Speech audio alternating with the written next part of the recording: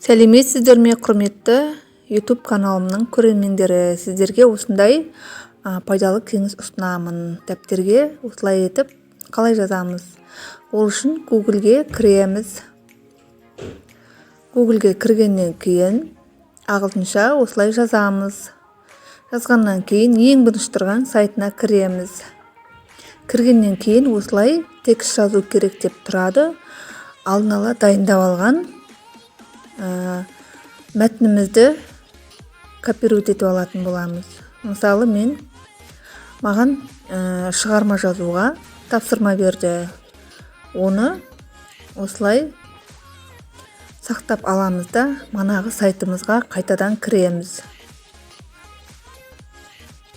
Осы жерге орнатамыз да, перевестиді басамыз. Басқаннан кейін осылай загрузка пайда болады.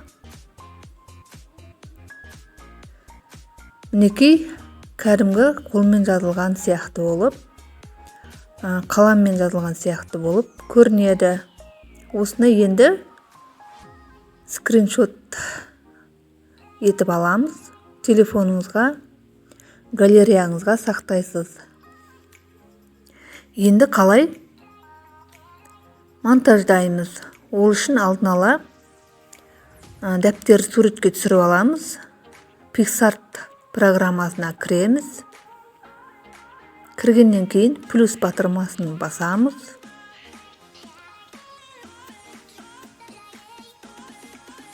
Басқаннан кейін бірінші дәптердің бетін таңдаймыз.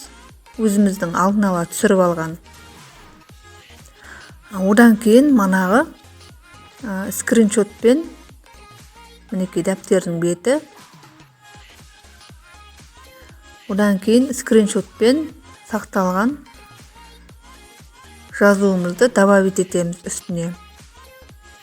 Добавить фотоны басқанда осылай шықты. Енді жан-жағын қиып аламыз.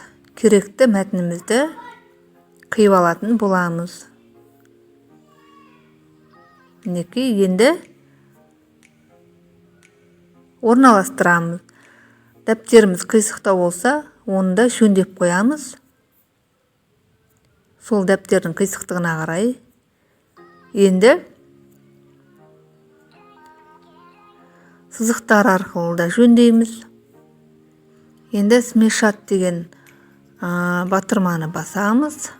Одан кейін усиление дегенді басамыз. Сол кезде манағы ақ фон кетіп қалады. Осылай шығатын болады. Енді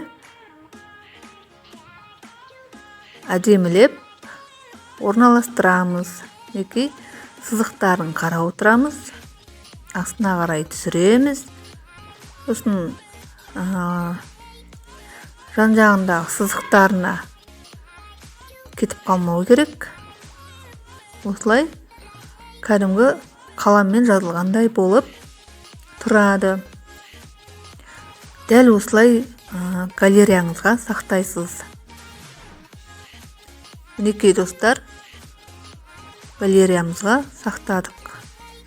Енді галереямызды қараймыз.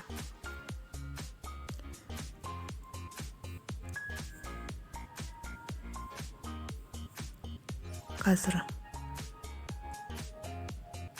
Міне достар, осылай шықты. Сіздерде жасап көріңіздер.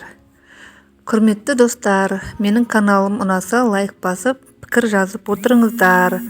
Алдағы уақытта тағы да пайдалы кеңестермен бөлісетін боламын. Сау болыңыздар.